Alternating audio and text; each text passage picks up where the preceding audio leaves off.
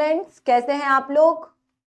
तो हमारी एग्रीकल्चर की क्लास चल रही थी और हमारी इसी की आज कुछ नेक्स्ट पार्ट हम पढ़ने वाले हैं। और आज हमारी 8वीं क्लास है जो यूट्यूब पे आप लोगों के लिए अवेलेबल है। ठीक है, तो एग्रीकल्चर कहाँ तक हमने पढ़ लिया था, जहाँ तक भी हमने पढ़ा था उसके आगे हम पढ़ेंगे। उर्वरकों के बारे में हमने पढ़ लिया था, जैविक खेती के बारे में हम लोगों ने समझा था। उसके अलावा भी जितने भी टर्म्स उसके इंपॉर्टेंट थे हमने पढ़े हैं। आज हम थोड़ा सा आगे देखेंगे कि किस प्रकार से गवर्नमेंट जो ऋण होता है उसमें कृषकों की सहायता करती है और कौन कौन सी योजनाएं कृषकों के हित के लिए लागू की गई है। ठीक है, तो यहाँ से प्रश्न बनने के चांसेस रहते हैं क्योंकि कई बार जो गवर्नमेंट कृषकों के हितों के लिए योजनाएं लागू करती है उनसे डायरेक्टली एग्जाम में क्वेश्चन आ जाते हैं। इसके अलावा भी इनको मेंस के पॉइंट ऑफ व्यू से भी समझें तो कई बार जो एग्रीकल्चर के टॉपिक्स आते हैं उसके अंतर्गत जो एग्जाम्पल के फॉर्म में ये योजना ऐड करने से काफी ज्यादा मार्क्स भी अचीव किए जा सकते हैं, इसलिए ये टॉपिक यहाँ से इंपॉर्टेंट हो जाता है। तो क्या टॉपिक है हमारा? किसान और आय समर्थन। ठीक है, तो पहला जो है प्रधानमंत्री किसान आय निधि योजना। ठीक है, सबसे पहले किसानों की आय बढ़ाने के लिए गवर्नमेंट में एक इनिशिएट लिया गया कि किसानों की आय किस प्रकार से बढ़ाई जा सके। तो ये योजना लागू की गई थी। ये कैसी योजना है? केंद्रीय योजना है, केंद्र सेंट्रल की गवर्नमेंट के द्वारा इसको लागू किया गया था। और इसमें क्या किया गया है कि पर किसान को सहयोग के रूप में साल भर में 6,000 रुपए दिए जाएंगे। ये 6,000 रुपए एक मुक्त किश्त नहीं होती है, जबकि ये किश्त क्या होती है? 2,000 रुपीज के लिए 3 किश्तों के फॉर्म में कन्वर्ट करके, मतलब 2,000 रुपए साल में 3 बार किसानों के खाते में ट्रांसफर सरकार के द्वारा किए जाते हैं, ताकि किसानों को आय कुछ भी ना परेशानी ना हो। हालांकि ये अमाउंट बहुत कम होता है लेकिन फिर भी सरकार की तरफ से एक सहयोग किया जा रहा है। ठीक है, ये सभी प्रकार के किसानों के लिए है, चाहे वो जिसके पास बड़े जमीन है या फिर जिसके पास कम जमीन है ना। बहुत ज्यादा जमींदार, बड़ा जमींदार है तो उसके लिए नहीं है, लेकिन जो भी छोटे सीमांत और लघु कृषक है उनके लिए ये योजना है। ठीक है, अपने खेत के आकार के बावजूद सभी किसानों को यह प्राप्त होती है। 3 समान किश्तों में लिखा है यहाँ पे, 3 समान किश्तों में 6,000 रुपए आय सहयोग के रूप में दिए जाते हैं। और जो पैसा होता है वो सीधे, जो भी लाभार्थी होता है उसके सीधे बैंक खातों में, ठीक है, बैंक खाते में ट्रांसफर किया जाता है। यह किसानों के लिए लक्षित पहली सार्वभौमिक बुनियादी आय प्रकार की योजना है। पहली बार इस प्रकार की कोई योजना लागू की गई है जिसमें किसानों के खातों में सीधे तौर पर, प्रत्यक्ष तौर पर पैसा जमा किया जाएगा। ठीक है, इस योजना का उद्देश्य किसानों को अपनी तरलता कम करने के लिए आय सहायता उपलब्ध कराना है। किसानों के पास किसी भी समय पैसे की एकदम से कमी ना हो जाए, थोड़ी बहुत अगर आवश्यकता हो रही है तो इसके जरिए पूरी कर पाए। अब इसका लाभ क्या क्या हो सकता है, बताइए क्या क्या लाभ हो सकता है अगर किसी को पैसा मिलेगा तो? पहली चीज, उसकी जो तरलता की समस्या है, जो इंस्टेंट हो सकता है, कोई पैसे की समस्या आ रही हो तो वो जो इंस्टेंट जो प्रॉब्लम होती है कभी कभी वो हल हो सकती है। तरलता की कमी की पूर्ति हो सकती है अगर उसको आधुनिकीकरण की प्रक्रिया, कुछ मशीन अगर खरीदनी है। हालांकि 6,000 रुपये में कोई बड़ी मशीन तो वो नहीं खरीद सकता है, लेकिन अगर उसे कोई छोटा छोटा इक्विपमेंट खरीदना है या कोई छोटी मशीन खरीदनी है या पैसे कम पड़ रहे हैं तो जोड़ तोड़ के इकट्ठे करके 2-3 साल में वो कोई मशीन खरीद सकता है। ठीक है, प्रकृति में गैर भेदभावपूर्ण बने रहना है कि ऐसा ना हो कि कुछ साहूकार और जमींदार उनका हनन करे, तो उसको रोकने के लिए भी ये योजना लागू की गई है। गैर भू अभिलेखों के डिजिटलीकरण को सक्षम बनाने के लिए भी योजना लागू की गई है। इसी के साथ अगर देखा जाए तो जैसे कि आपको बताया गया है कि जो कृषि है वो राज्य का विषय है। ठीक है, कृषि राज्य का विषय है, इसलिए कई और भी योजनाएं लागू की गई है। अलग अलग राज्यों में अलग अलग योजनाएं लागू की जा रही है। जैसे कि पहली योजना अगर हम समझे तो रेत बंधु योजना कहाँ लागू की गई है? रेत बंधु योजना तेलंगाना में। ठीक है, ये देखिए रेत बंधु योजना लागू की गई है। कहाँ पे रेत बंधु योजना लागू की गई है? तेलंगाना में। क्या किया गया है कि अगर किसी के पास 5,000 प्रति एकड़ है तो उसको भी कहीं ना कहीं गवर्नमेंट हेल्प करेगी। मतलब अगर बड़े किसान हैं और उनको भी अगर मॉडर्नाइजेशन, आधुनिकीकरण के अंतर्गत आना है तो उनको भी गवर्नमेंट हेल्प करेगी, तेलंगाना गवर्नमेंट। और केरला में तो जो पब्लिक डिस्ट्रीब्यूशन सिस्टम है, केरला, तमिलनाडु, वहाँ की इनकम लोगों की बहुत अच्छी है, प्रति व्यक्ति आय वहाँ की बहुत अच्छी है। रीजन इट कि वहाँ पे जो पब्लिक डिस्ट्रीब्यूटरी सिस्टम है ना, उसको केरला गवर्नमेंट, तमिलनाडु गवर्नमेंट ने बहुत ही, कर्नाटका गवर्नमेंट ने बहुत अच्छा बनाया है ना। वहाँ पे लोगों को एकदम से कभी भी खाद्यान्न की आपूर्ति में कोई कमी ना हो, सभी लोगों को रोजगार मिल सके और इस वजह से जो हम लोग देखें तो वहाँ के लोगों में गरीबी और बेरोजगारी केरला, तमिलनाडु, कर्नाटका जो हमारे दक्षिण के जो राज्य है वहाँ काफी कम है। क्यों? क्योंकि वहाँ पे खाद्यान्न की पूर्ति सरकार बराबर रूप में करती है, वहाँ बिल्कुल भी प्रॉब्लम इस तरह की नहीं देखी जा रही है। ठीक है, कालिया योजना लेके आए हैं। कालिया योजना को आय के संवर्धन के लिए लाई गई है। कौन लेके आया था? ओडिशा सरकार लेके आई है। किसानों को प्रत्येक 12,500 रुपए का वार्षिक सहायता देना है। ठीक है, इतनी सहायता कालिया योजना के जरिए ओडिशा सरकार किसानों को देना चाहती है। कृषक बंधु योजना जो कि पश्चिम बंगाल लेके आई है, 2 किश्तों में 5,000 रुपए देने की योजना है। इसके अलावा मुख्यमंत्री कृषि आशीर्वाद योजना झारखंड सरकार लेके आई है, 5,000 रुपए प्रति एकड़ प्रति वर्ष देना है। ठीक है, मतलब हर साल 5-5 हजार रुपए उनको देना है। राजीव गांधी किसान न्याय योजना छत्तीसगढ़ सरकार लेके आई है, 1 वर्ष में 13,000 रुपए प्रति एकड़ में दिए जाएंगे। ठीक है, इस प्रकार से गवर्नमेंट समय समय पे कोशिश करती है कि किसानों को कहीं ना कहीं से सहायता प्रदान की जा सके। ठीक है, उसके अलावा प्रधानमंत्री किसान मानधन योजना, प्रधानमंत्री किसान बीमा योजना, इस तरह की योजनाएं भी है ना। मानधन योजना के अंतर्गत क्या किया गया है? मानधन योजना के अंतर्गत किया गया है कि लघु और जो सीमांत किसान है ना, उनको भी सहायता करने के लिए, जो लोग लघु और सीमांत किसान हैं इनको टारगेट किया गया है कि वृद्धावस्था में सामाजिक सुरक्षा भी इनको प्रदान की जा सके, पेंशन भी दी जा रही है ना, किसानों को भी पेंशन दी जा रही है। 60 वर्ष की आयु प्राप्त करने पर निश्चित छूट मापदंड के अधीन लघु और सीमांत किसानों को 30,000 रुपए की न्यूनतम क्या दी जा रही है? पेंशन दी जा रही है। आप किसानों को भी पेंशन देने की योजना सरकार लेके आई है, ताकि जो किसान वृद्ध हो जाते हैं, जो लोग अब खेतों में जाके काम नहीं कर सकते हैं, उनको भी खाद्यान्न की परेशानी ना हो, उनको भी थोड़ी सहायता सरकार कर पाए। ठीक है, यह एक स्वैच्छिक और अंशदायी पेंशन योजना है। ठीक है, केंद्र सरकार क्या कर रही है? पेंशन निधि में समान राशि का भी योगदान कर रही है। केवल स्टेट की योजना नहीं है, इसमें जो सेंट्रल की गवर्नमेंट है वो भी सहायता कर रही है। LIC पेंशन भुगतान के लिए निधि प्रबंधन और उत्तरदायी भी है, LIC के जरिए भी इसमें सहयोग किया जा रहा है। अब इसकी पात्रता क्या है? पात्रता भी पता होना जरूरी है। तो इस किसके लिए है? लघु और सीमांत किसानों के लिए, यह बड़े जमींदारों के लिए नहीं है। यह किसान संबंधित योजना है जो राज्य और केंद्र शासित प्रदेश मिलजुल कर करते हैं, जो कि कितनी है? 2 हेक्टेयर तक खेती योग्य भूमि का मालिक हो, उतने लोगों को करते हैं। उससे ज्यादा होगी तो ये लोग नहीं करेंगे। आयु 18 से 40 वर्ष की आयु इसमें वर्ग के लिए है। ठीक है, हालांकि उससे ज्यादा आयु वाले ग्रुप को भी ये योजनाओं का लाभ दिया जा रहा है। उसके अलावा प्रधानमंत्री आशा योजना, मतलब आशा का फुल फॉर्म है प्रधानमंत्री अन्नदाता आय संरक्षण अभियान। इसके बारे में पहले भी मैंने पढ़ाया है कि आय की समर्थन के लिए ही सही, लेकिन कहीं ना कहीं लोगों को खाद्यान्न की कमी ना हो, इसके लिए भी आशा योजना चलाई जा रही है। ठीक है, और इस योजना का लाभ क्या है? किसानों को अपने उत्पाद के लिए लाभकारी मूल्य सुनिश्चित करना, किसानों को उनके उत्पाद के लिए जो भी मूल्य है, जो भी MSP पे जो भी प्राइस उनको दे सकते हैं, उसको सुलभ कराना, उसको उपलब्ध कराना। ठीक है, इसके 3 घटक है, मतलब दालों तिलहनों के लिए, अनाज की कीमतों के लिए समर्थन करना है। ठीक है, कौन कौन सी? सबसे पहले तो हमारी दालें देख लेते हैं। सबसे पहले तिलहनों को समर्थन करना है कि यहाँ पे परेशानी ना हो। दालें, तिलहन, अनाज की कीमतों के समर्थन के लिए केंद्र सरकार ने योजना बनाई है। दूसरी मूल्य कमी भुगतान योजना है, PDPS समर्थन योजना है। और जो तीसरी है, निजी खरीद और भंडार को सही करना है, ताकि प्राइवेट लोग जो है, निजी लोग भंडारण बहुत ज्यादा ना कर सके, बफर ना कर सके और उससे निपटा जा सके। इसके लिए 3 घटक है जो PM आशा योजना के तहत सरकार ने निर्धारित किए हैं। ठीक है, इस योजना के अंतर्गत और भी अगर हैं तो कृषि संबंधित कुछ समितियां भी बनाई गई है। कौन कौन सी समितियां बनाई गई है?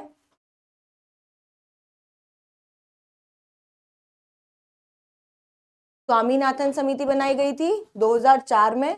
ठीक है, राष्ट्रीय किसान आयोग या स्वामीनाथन समिति बनाई गई थी। कौन थे? MS स्वामीनाथन, पता ही होगा, हरित क्रांति के जनक थे, 1966 में आई थी और उन्हीं के नाम पे 2004 में एक समिति बनाई गई, जिनका काम क्या था कि मतलब फसलों के लिए न्यूनतम समर्थन मूल्य उत्पादन के भारित औसत लागत से कम 50% अधिक स्तर पर निर्धारित करना था। ठीक है, MSP को जो लागू किया गया था, तो उसकी जो लागत थी उस लागत से थोड़ा अधिक निर्धारित किया गया था, ताकि अगर सिर्फ लागत इतना ही पैसा दिया जाएगा किसानों को तो उनको कोई प्रॉफिट नहीं होगा। तो लागत को ध्यान में रखना, कितनी लागत लगी है, खेती करते समय फसल को उपजाने के लिए कितना लागत लगी है उसके ऊपर भी मार्जिन रखते हुए लोगों को सहायता प्रदान करना है ना। मधुमक्खी पालन का विकास किया जा रहा है, ठीक है। विवेक देबरॉय की अध्यक्षता में इसकी स्थापना की गई है। इसका उद्देश्य मधुमक्खी पालन या मधुमक्खी की पहचान कृषि में की जा सके, भूमिहीन मधुमक्खी पालकों के किसानों के रूप में परिभाषित किया गया है। एपीकल्चर की नई खेती शुरू की गई है मधुमक्खी पालन के लिए। इसमें क्या करता है कि कृषक क्या होता है, अपने खेत के छोटे से हिस्से में बॉक्स के रूप में, बॉक्स के अंदर बहुत सारी मधुमक्खियों को पालता है और मधुमक्खियों से जो शहद प्राप्त होता है उसको, शहद को जब शहद बन जाता है, थोड़े समय में शहद बन जाता है, तो शहद को मार्केट में सेल करता है। और आजकल जो ओरिजिनल शहद होती है उसकी भी काफी अच्छी कीमतें मिलती है। तो मधुमक्खी पालन इसलिए किया जाता है ताकि शहद की खेती को बढ़ावा दिया जा सके, ठीक है। और बनाई गई है तीसरी समिति, देखें शांता कुमार समिति बनाई गई है। कब बनाई गई है? 2014 में बनाई गई है, ठीक है। खाद्य सुरक्षा अधिनियम के तहत लाभार्थियों की संख्या वर्तमान में 67% से घट के 40% हो गई है, ठीक है। अब लाभार्थियों की संख्या कम हो गई है तो उनको बढ़ाने के लिए निजी संग्राहकों को अनाज का क्रय विक्रय भंडारण करने की अनुमति देना।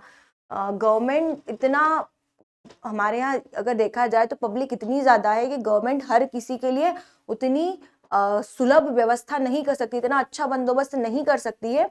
कहीं ना कहीं कुछ ना कुछ कमी रह ही जाती है। इसके लिए कोशिश की जाती है कि निजी लोगों को भी उसमें जोड़ा जा सके, निजी संग्राहकों को भी जोड़ा जा सके और क्या किया जा सके कि उनको भी क्रय विक्रय और भंडारण करने की अनुमति इस योजना के अंतर्गत दी गई है, ठीक है।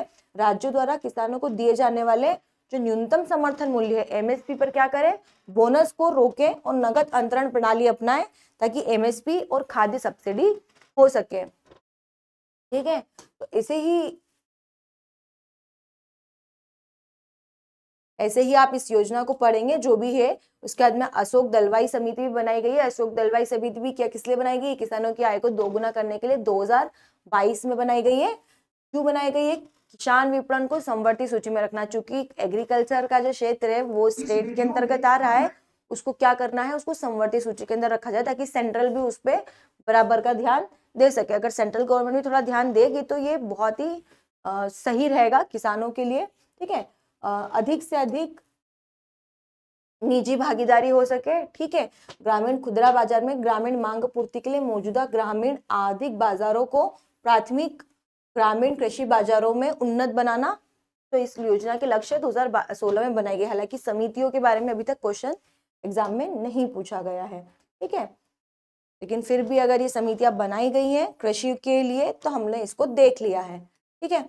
इसके अलावा और भी संस्थान है जैसे लघु किसान कृषि व्यवसाय संघ, ठीक है। जो संघ है ये क्या होता है, जब भी कोई एग्रीकल्चर से रिलेटेड योजना बनती है और अगर उसमें कोई परेशानी होती है या वो किसानों के हित में नहीं होती है तो ये लोग मिलजुल के उसका जो भी निराकरण होता है वो करते हैं।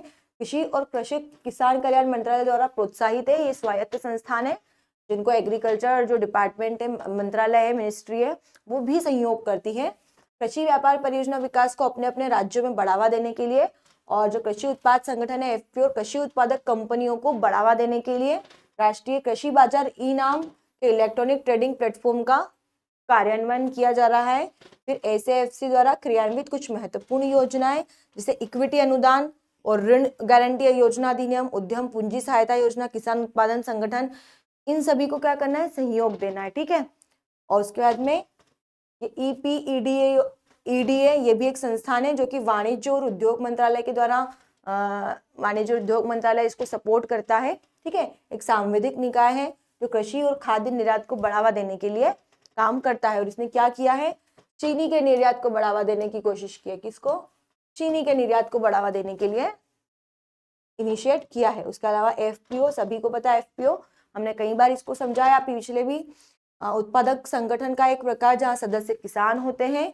किसान को बेहतर सामूहिक क्षमता होगी, गुणवत्ता इनपुट प्रौद्योगिकी ऋण अर्थव्यवस्था के पैमाने के माध्यम से बेहतर विपणन के लिए एफपीओ लागू किया गया है। उसके बाद हमारा जो नेक्स्ट टॉपिक है, ये समितियां हैं जिनसे बहुत ज्यादा बेसिक अभी क्वेश्चन बने नहीं है, लेकिन आने वाले टाइम में हो सकता है कि इनसे क्वेश्चन पूछा जाए, तो हमने शॉर्ट में समझा है, ठीक है। अनुबंधित कृषि, अनुबंधित कृषि का मतलब होता है कि किसानों की फसल उत्पादन से पूर्व ही क्या था, क्या था अनुबंधित कृषि?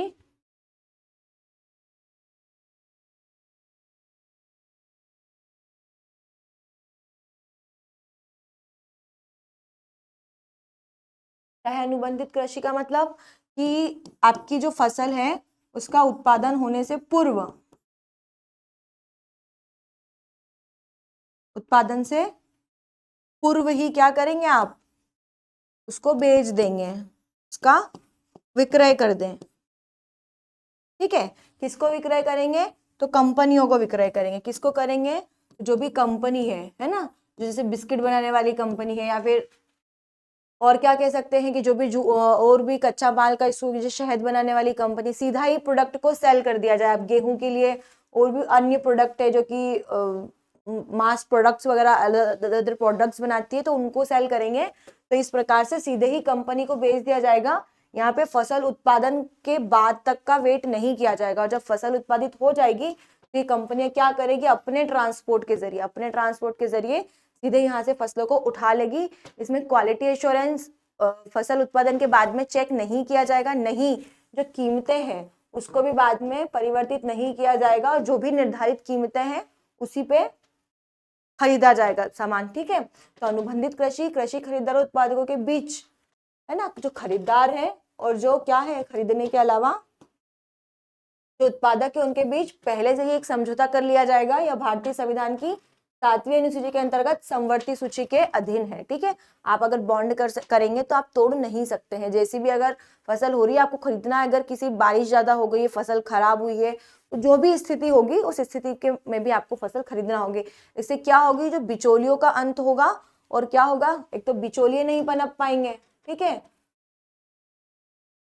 क्या होगा, जो बिचौलिए हैं कहीं ना कहीं वो खत्म हो जाएंगे, और किसानों को अपनी फसल का अच्छा रेट मिल पाएगा। और किसानों की जो हेडक होती है ना कि फसल खराब हो जाएगी, अब जो भी होगा फसल का 3 महीने बाद फसल कैसी आएगी, तो फिर खरीदेंगे नहीं खरीदेंगे, फिर क्या प्राइजेस मिलेंगे, तो इतनी जो भी समस्या है कहीं ना कहीं उनका भी निराकरण हो जाएगा। ठीक है, मॉडल अनुबंध खेती अधिनियम 2018, इससे किसानों से पहले से ही तय की गई मात्रा और मूल्य में खरीद सुनिश्चित होती है।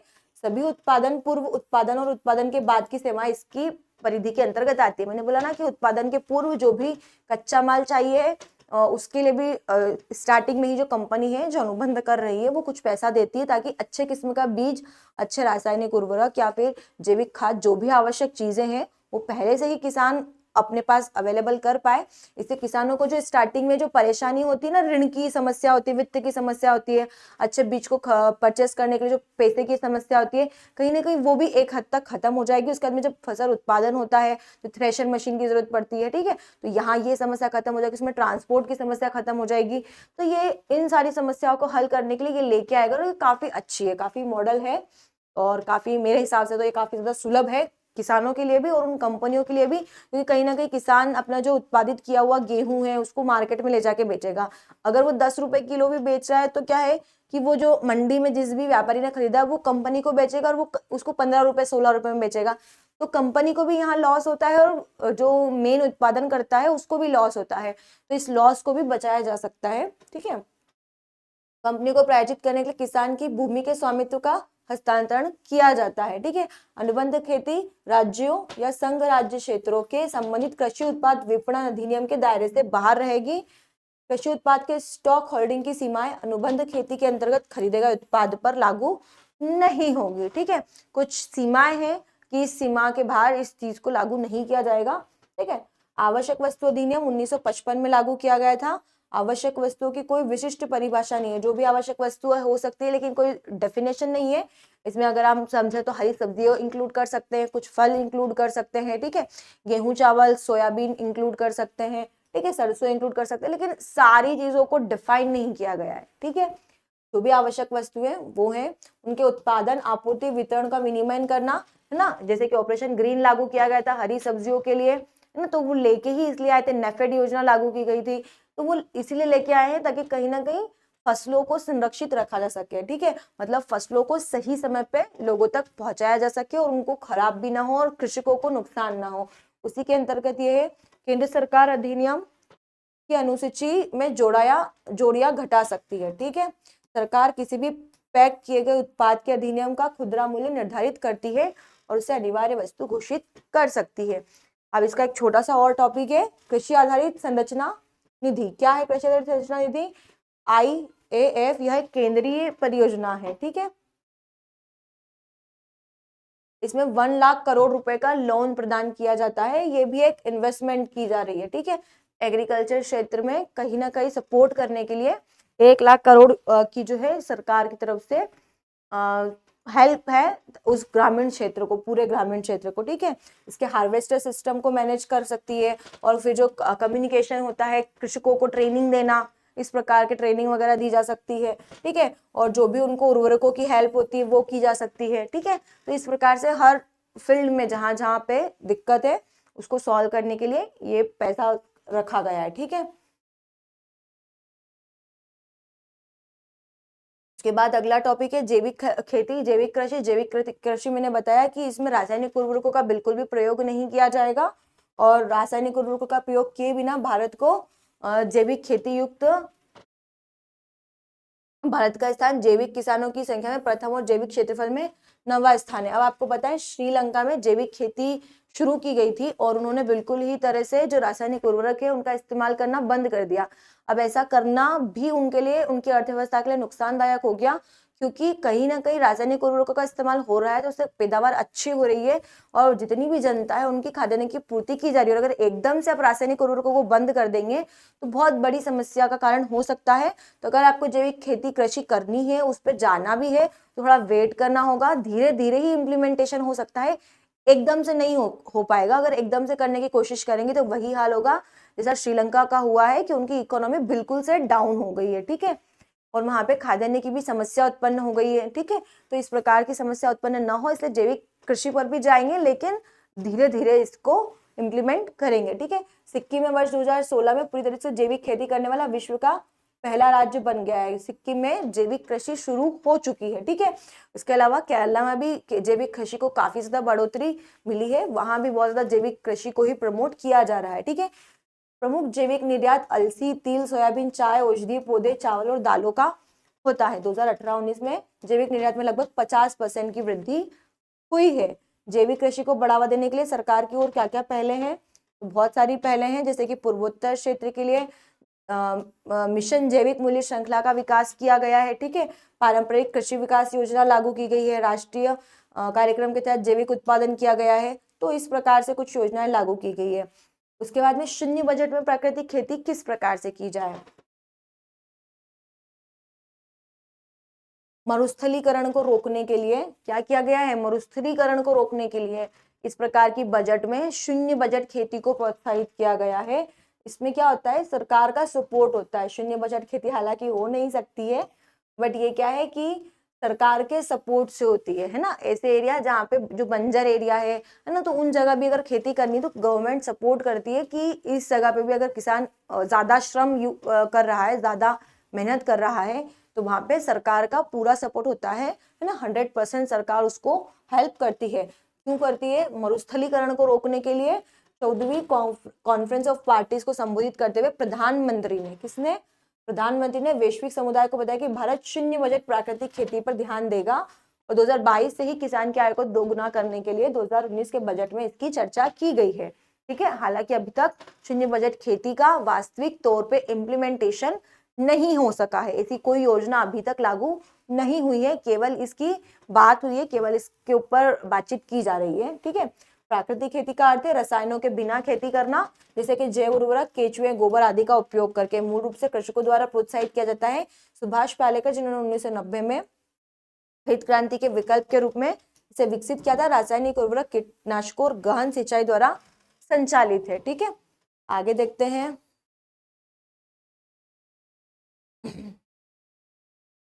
ये वाली जो योजना है इसके 4 घटक है कि आप गोबर का इस्तेमाल करके, गाय के मूत्र का इस्तेमाल करके, जो भारत में देसी नस्ल की गाय हैं उनके जरिए गुड़, दाल, आटा, पानी, मिट्टी का मिश्रण जो होता है, जीव मरूथा जिसे कहते हैं, क्या कहते हैं? जीव मरूथा जिसे कहते हैं। तो गोबर का और गाय के मूत्र का और बाकी जो प्राकृतिक चीजें हैं उनका इस्तेमाल करके खेती में उनको एज अ उर्वरक इस्तेमाल करना है, ठीक है। नेचुरल चीजों का इस्तेमाल करना है, तो इसे जीव मरूथा कहा गया है। इसके बाद में बीज मरीता किसे कहा गया है?